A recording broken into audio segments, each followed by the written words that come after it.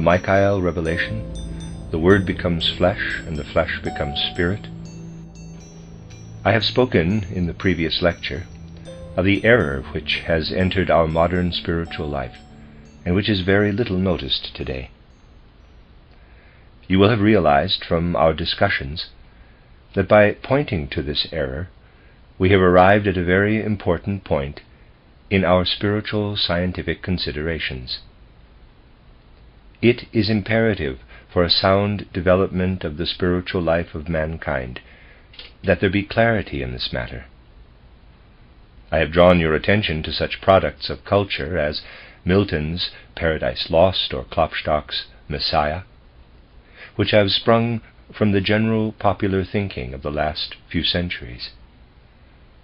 But I have also drawn your attention to the fact that just through such artistically as well as spiritually outstanding products of culture, we can see the dangers that are facing man's soul life if he fails to realize that it is impossible to arrive at a true and adequate concept of spirit, a true concept of Christ, as long as he imagines that the structure of the world and the spirit can be grasped through the symbol of the duad.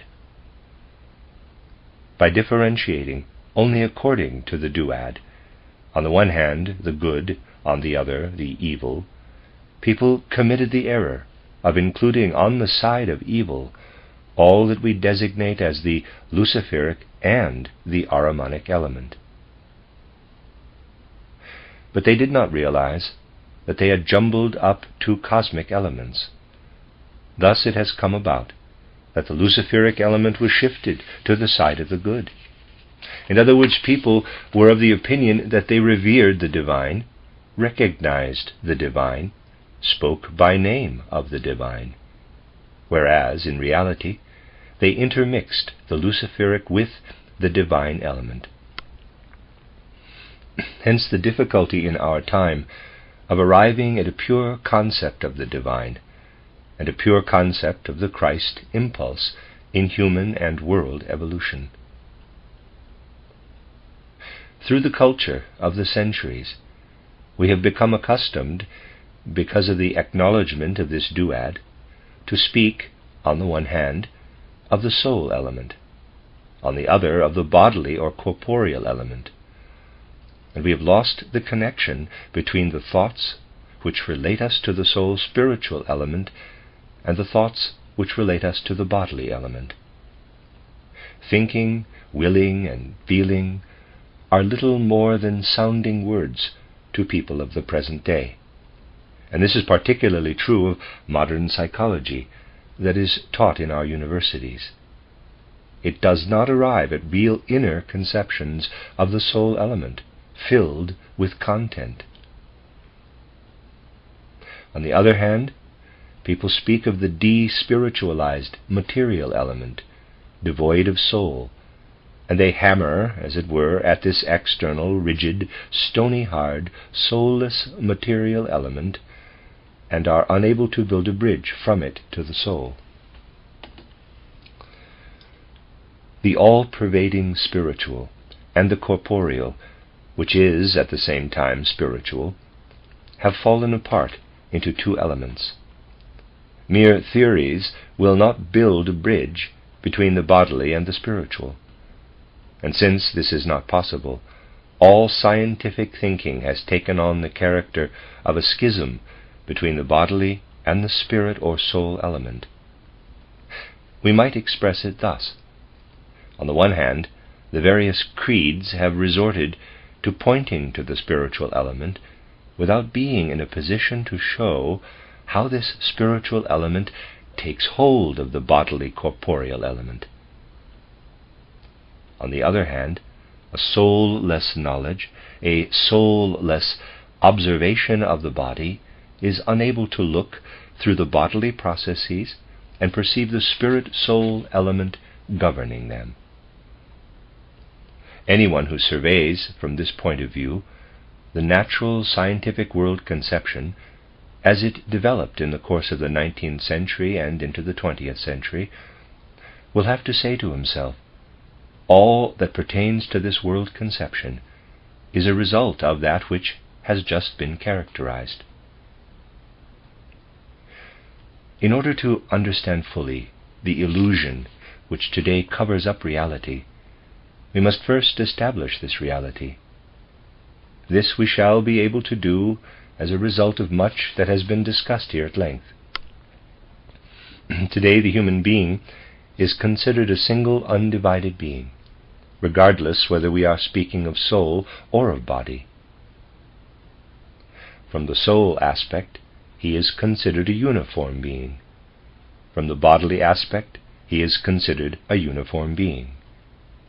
Yet you will have gathered from our discussions that in man there exists, above everything else, the great contrast between the head formation and the rest of the human organism. This latter part of the human body could be further divided, but for the moment let us consider it as a unity. If we make inquiry into the evolution of man, the inquiry in regard to the head formation must be different from that in regard to the rest of the body. If we focus our attention upon the head formation from a purely bodily aspect, in as far as this head formation contains the organism for sense perception or for thinking, we have to look far back into the cosmic evolution of man. What finds its expression today in the human head formation has been gradually developed and transformed. Its development has gone on through ancient Saturn, Sun, and Moon, and has continued during the Earth evolution. But this is not the case with the rest of the human body. It would be entirely wrong to look for a uniform evolutionary history of the whole human being. We may say, and here Dr. Steiner draws a diagram, the head formation points back to the previous planetary stages of our Earth, Moon, Sun, Saturn evolution. The development which has found its conclusion in the human head reaches far back. But if we add to this all that belongs to the rest of man, we need not go back as far as the Saturn evolution. The chest formation may be traced back as far as the Moon evolution. The limbs have been added to the human being only during the Earth evolution. We consider the human being in the right way only if we make the following comparative observation, but please take it only as a comparison. You can easily imagine, hypothetically, that through some sort of organic conditions in the cosmos, through some conditions of adaptation connected with conditions of inner growth, the human being might put forth new limbs. You would not then trace back the entire human form to a previous evolution, but you would say, man as an evolving being has to be traced back, but this or that limb has only been added at a certain point of time. The reason for our being tempted not to think in this way in regard to the head and the rest of the human organism is that with respect to the outer spatial size of man, the rest of the human organism is larger than the head.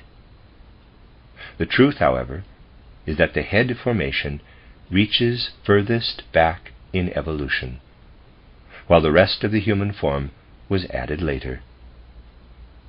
If we wish to speak of a connection of man with the animal world in regard to evolution, we can only say, the human head can be traced back to an earlier animal formation. The human head is a transformed animal shape, a greatly transformed animal shape. At a time when animals did not yet exist, the human being, under completely different physical conditions, had an animal form. Animals have developed only later. That part of the human being, however, that had an animal form has become what is today the human head, and that which has been added to the head as the rest of the human organism has been added at a time when the simultaneous development of the animals occurred. Thus, it has nothing to do with an actual descent from the animal. We must really state the following. The seemingly most noble part of the human being, his head, points us back to the animal. In regard to the head, the human being himself had formerly a kind of animal form. But the rest of our organism we received as an organic addition to the head at a time of cosmic evolution, in which the parallel development of the animals took place. In a certain respect, our head has become our organ of thinking. Our organ of thinking is that part of us which, if we may use the expression, has animal descent. A strange animal descent, to be sure. If you look at a human head today, you will not at once discover anatomically the traits that point back to the animal form. Yet, upon closer investigation, and with the proper interpretation of the forms of the head organs, you will realize them as transformed animal organs. In considering all this, we must at the same time mention that the transformation of the head from the animal form to the human form came about through the fact that the human head had already entered a retrogressive evolution. That which, in earlier states of evolution, was full of vitality and life, is in the human head already in process of dying. I once stated the following. If we, human beings, were only head, we could never live. We would be continuously dying, for the organic processes that take place in the head through the forces of the head itself are not life processes, but death processes. The human head is continually quickened to life by the rest of the organism. The head owes to the rest of the organism its participation in the general life of the organism. If the head were simply to rely upon those forces for which it is organized, namely the forces of sense perception and thinking, it would be continually dying. Its continuous tendency is to die. It has to be constantly revitalized. If we think, if we perceive with our senses, there takes place in our head, in our nervous system, and its connection with the sense organs, a process that is the opposite of an ascending process of life and growth. For if such a life process took place there, we would fall into deep sleep. We would never be able to think clearly. Only through the fact that death constantly pervades our head, that a continuous retrogressive evolution is going on there, and the organic processes are constantly cancelled, do thinking and sense perception take place in our head. Whoever, in a materialistic fashion, attempts to explain thinking and sense perception by means of the brain processes does not know at all what processes occur in the head. He believes the processes occurring there may be compared with the processes of organic growth. This is not the case. The processes that run parallel to sense perception and thinking are breaking down processes, processes of destruction. The organic, the material, must first be broken down, must first be destroyed.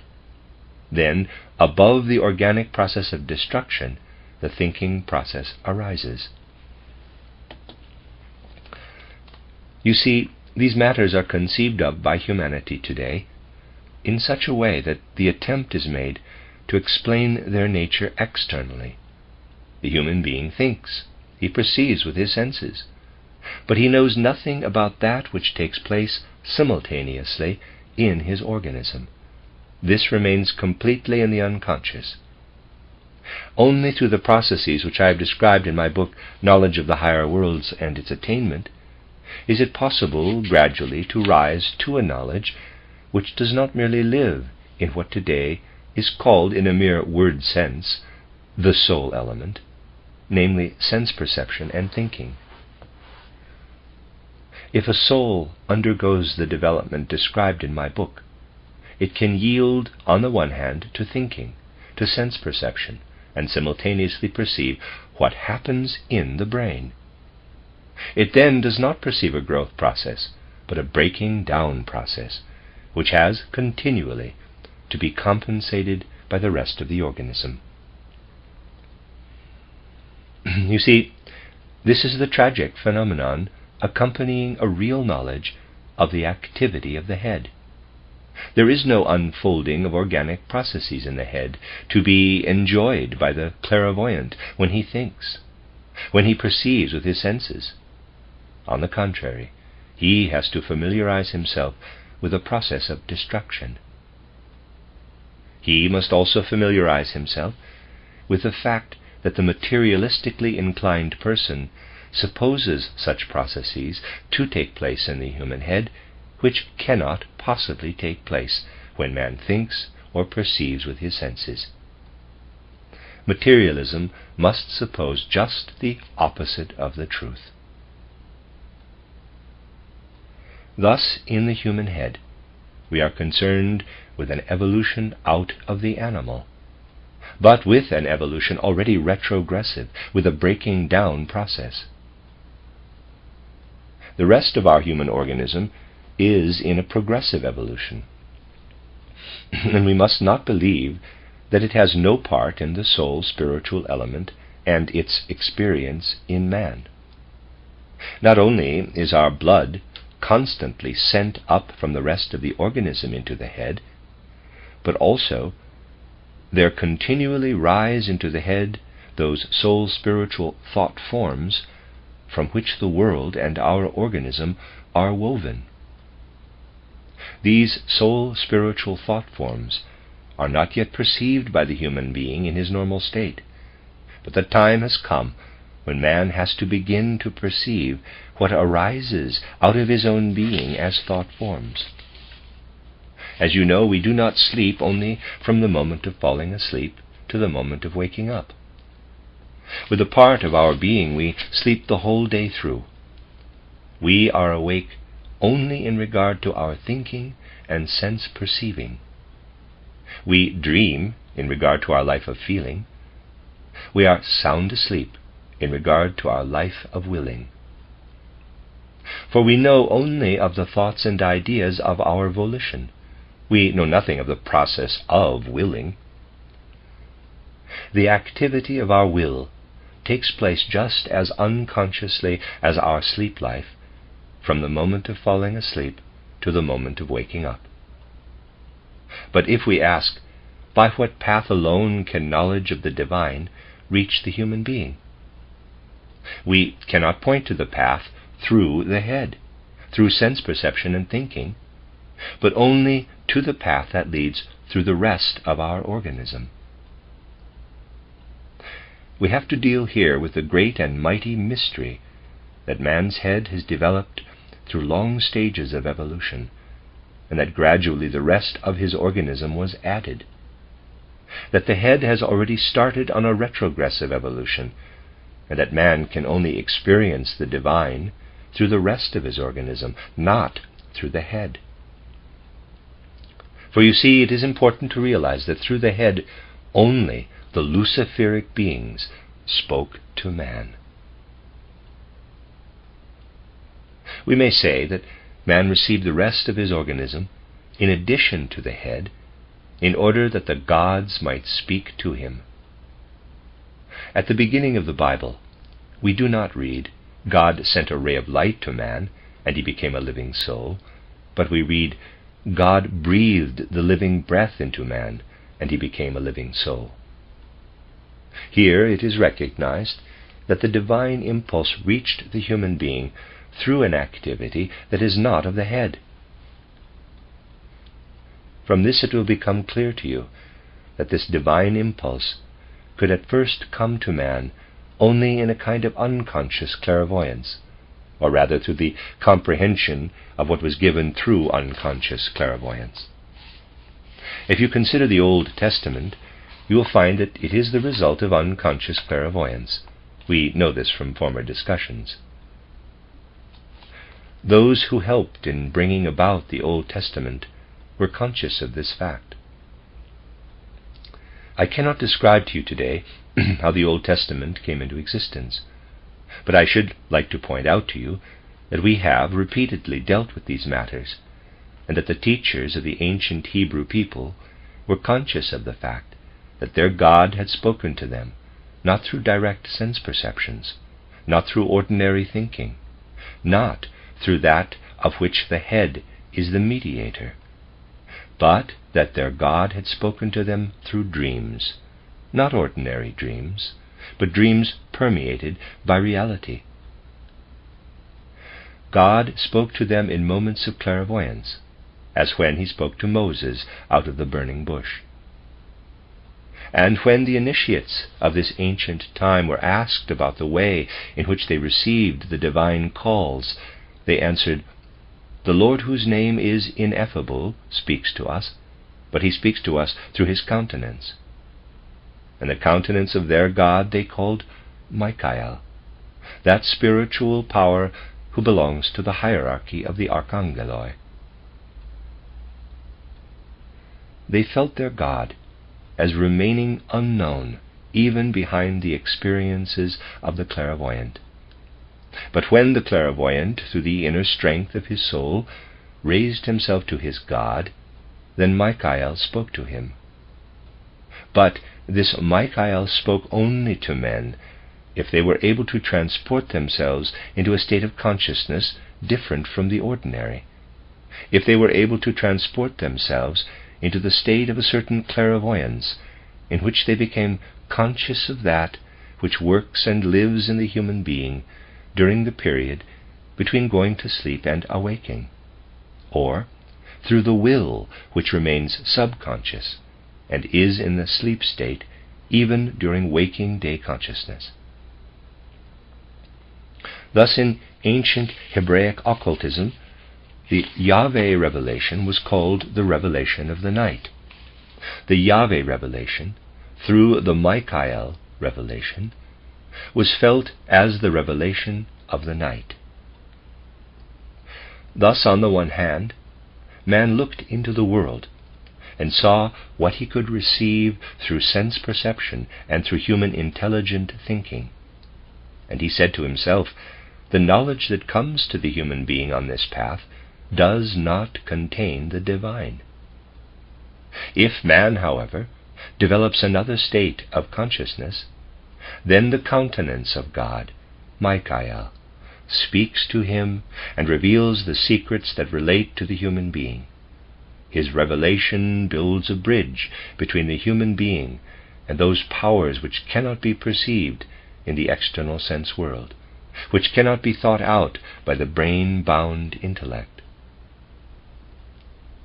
Thus, we must say, the human beings of the pre-Christian age directed their gaze, on the one hand, toward sense knowledge, which was their guide in their earthly undertakings, and on the other hand, toward that knowledge which the human being would only possess in ordinary consciousness.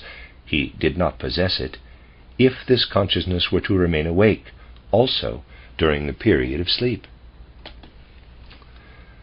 During these ancient times of the Old Testament, people knew that the human being is in the environment of spiritual beings during his waking hours, but that these spiritual beings are not his creator beings, but the Luciferic beings. The beings which mankind felt to be the divine creator beings were active in man from the moment of falling asleep to awaking, and also in that part of his nature which sleeps during the day.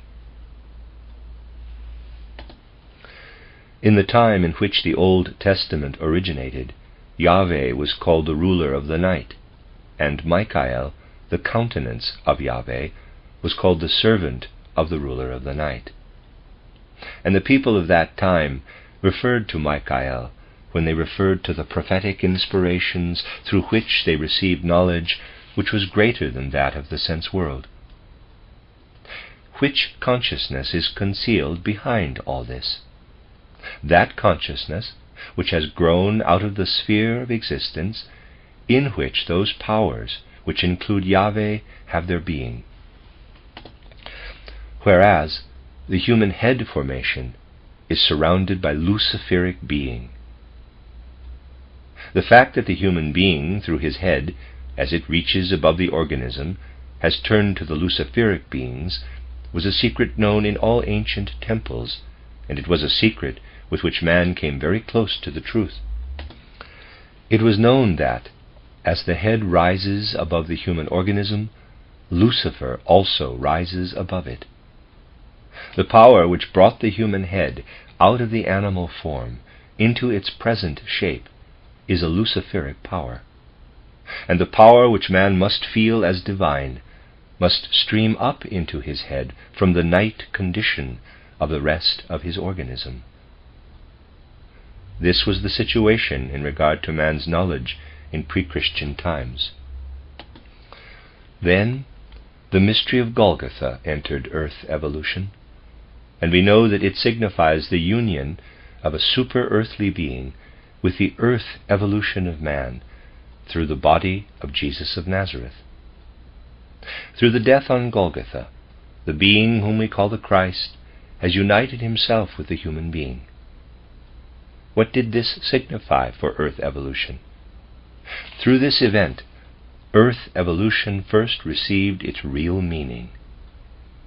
The earth would not have its meaning if man were to develop on this earth with his senses and the intellect bound to the head, which are of luciferic origin, if he were to perceive the world of light streaming down from sun and stars upon the earth, but if he were obliged to remain in the sleep state in order to perceive the divine. Under these conditions, the earth would never have attained its meaning, for the waking human being and the earth belong together. The sleeping human being is not conscious of his connection with earthly existence. Through the fact that the Christ being has lived in a human body, which has passed through death, earth evolution has taken a forward bound. The whole earth evolution has acquired a new meaning. The possibility has arisen for the human being gradually to be able to know his divine creator powers also during the day, during ordinary waking life, that is, in his ordinary state of consciousness. That people are still in error today concerning this matter is caused by the fact that the time that has elapsed since the mystery of Golgotha has not yet sufficed to lead man to a perception during waking life of that world which the prophets of the Old Testament were able to behold in those times which they experienced as permeated by revelations of Yahweh, their ruler of the night, and of his countenance, Michael. A period of transition was needed. But with the close of the 19th century, all Oriental wisdom points to the importance of this close of the 19th century, although from a completely different point of view. With the end of the 19th century, the time has come when human beings must recognize that something has been fulfilled which previously was not fulfilled. The time has come when human beings must recognize that within them the latent faculty is ready to be awakened, which is able to behold through day revelation that which in earlier times was transmitted in night revelation through Michael. A time of great error, however, had to precede this, a night of cognition, as it were. I have often said that I do not agree with those who constantly maintain that our time is a period of transition. I know quite well that every time is a period of transition, but I do not want to stop short at such formal, abstract definitions. For the point is that one should indicate clearly of what the transition of a particular time consists. The transition in our time lies in man's need to recognize that what formerly was obtained in night knowledge, we must now obtain through day knowledge.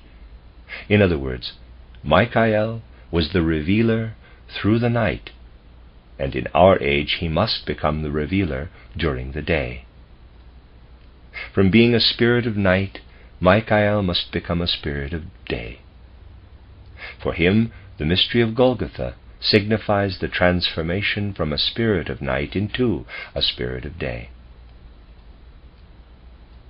This knowledge, which should make its way among human beings much faster than we believe today, had to be preceded by a great error, in fact by the greatest error imaginable in mankind's evolution, in spite of its being still considered an important and essential truth by many people today.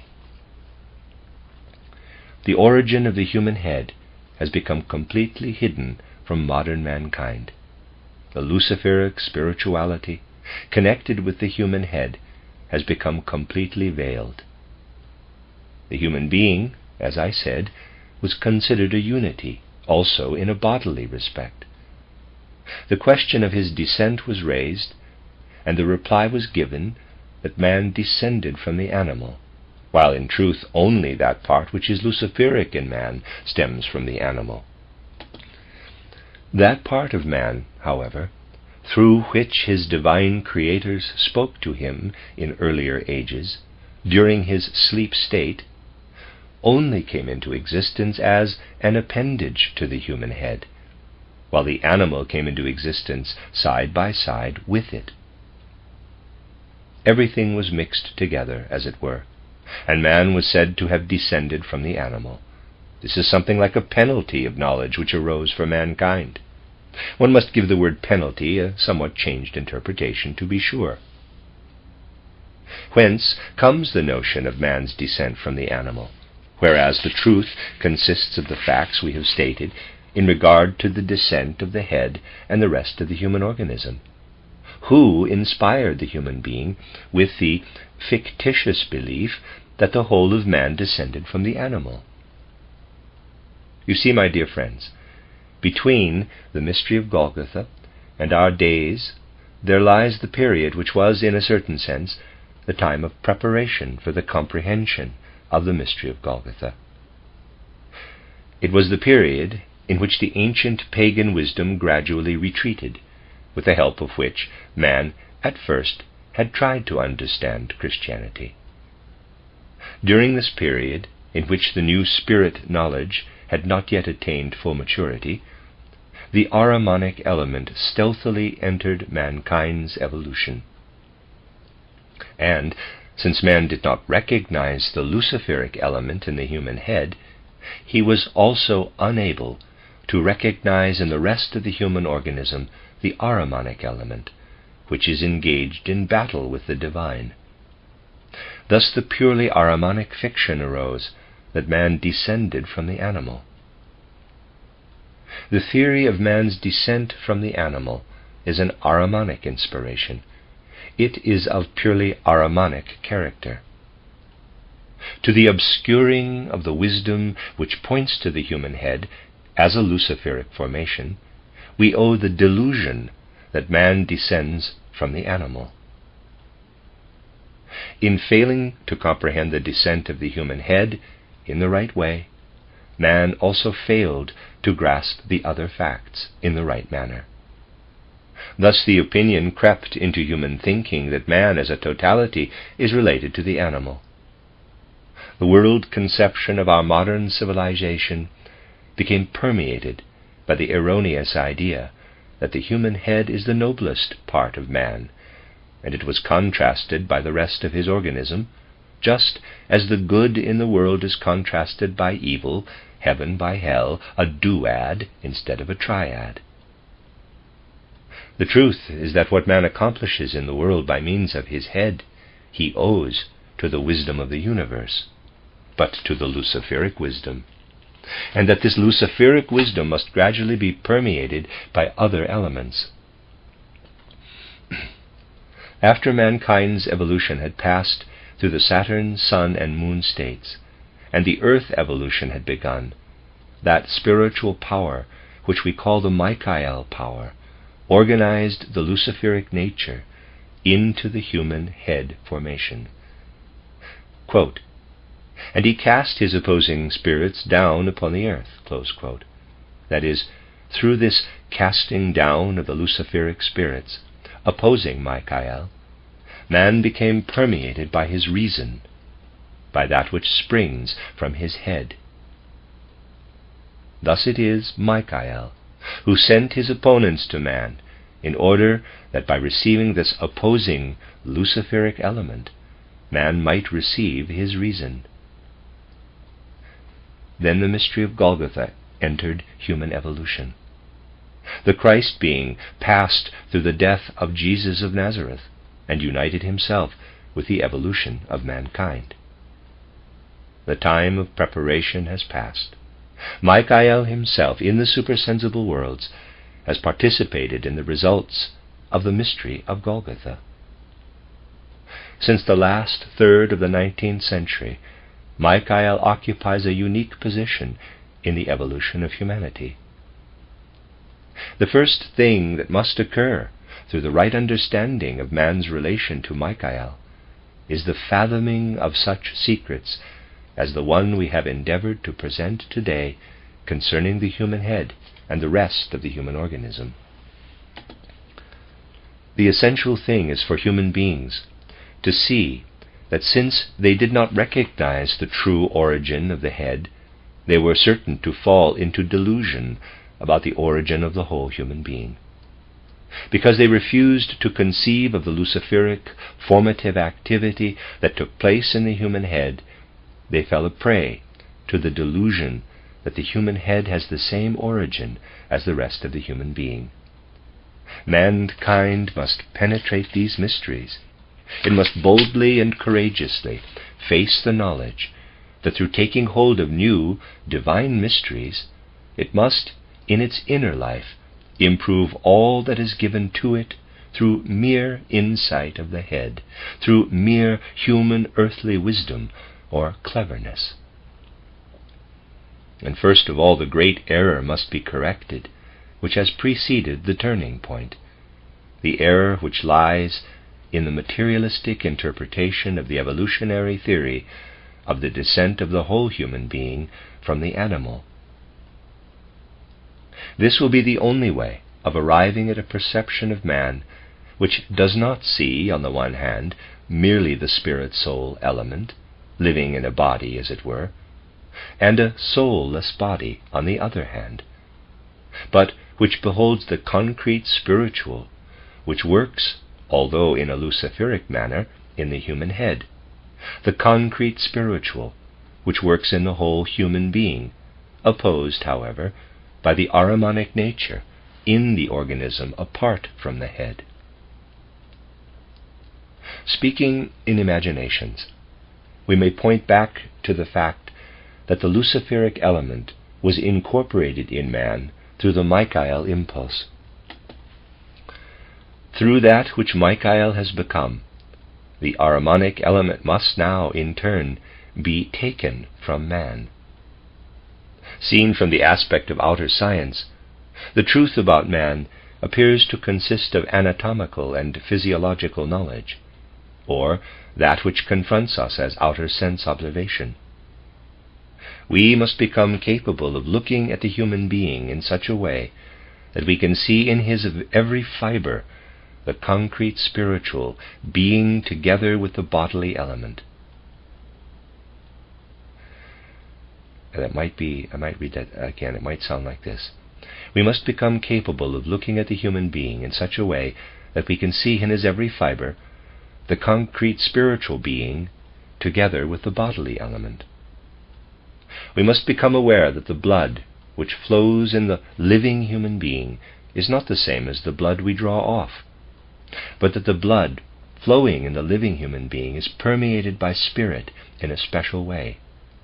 We must learn to know the spirit that pulses through the blood. We must learn to know the spirit that pulses through the nervous system, just when the latter passes through a phase of breaking down, and so forth. We must become able to see the spiritual element in every single expression of life. Michael is the spirit of strength. As he enters human evolution, he must bring it about that we do not consider on the one hand abstract spirituality, and on the other materiality, which we listen to with the stethoscope, which we cut up, and of which we have not the slightest inkling that it is only an externally manifesting form of the spiritual. Michael must permeate us as the strong power which can look through the material and see the spiritual in matter. The evangelist pointed to an ancient stage of human consciousness, and he said, in this ancient time the Word lived in a spiritual way, but the Word became flesh and dwelt among us. The Word united with the flesh, and the Michael revelation preceded this event. It is processes in human consciousness that are indicated here. The reverse process must now begin, which consists in adding another word to the word of the evangelist. We must acquire the power in our consciousness to see how the human being receives that which out of the spiritual worlds has united itself with the earth through the Christ impulse, and which must unite itself with mankind in order that mankind shall not perish with the earth. We must make sure that man takes the spiritual not only into his head, but into his whole being, that he permeates himself with the spiritual. Only the Christ impulse can help us with this, the Christ impulse in the interpretation of the Michael impulse. Then, to the evangelist's words, these may be added, quote, "And the time must come when the flesh will again become the Word, and learn to dwell in the realm of the Word." Close quote. It is not an invention by a later writer. When added at the conclusion of the Gospel, we read that much has been left unsaid. By this means attention is drawn to that which can only gradually be revealed to mankind. Those who maintain that the Gospels must remain as they are, and must not be touched, understand them very little. They must be interpreted according to the words of the Christ Jesus.